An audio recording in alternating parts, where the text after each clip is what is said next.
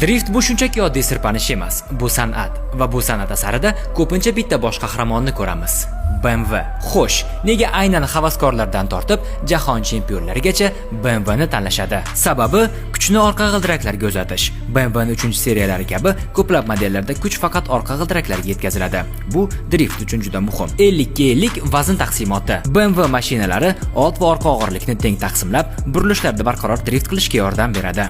Yaxshi muvozanat va quvvat, tez va oson burilishni g'ildiraklar yedirilsa ham avtomobilni boshqarish qiyin bo'lmasligini ta'minlaydi. Mashhur drift modellari BMW E36 va E46, BMW M3, BMW M5 F90 esa rekordlar qo'ygan drift mashinasi. Guinnessning eng uzoq uzluksiz drifti aynan shu mashinada o'rnatilgan. BMWlar drift qilish uchun juda mos, ammo dunyoda Nissan, Toyota, Ford kabi driftda mashhur mashinalar ham bor. O'zingiz uchun qirol kimligini izohlarda yozib qoldiring.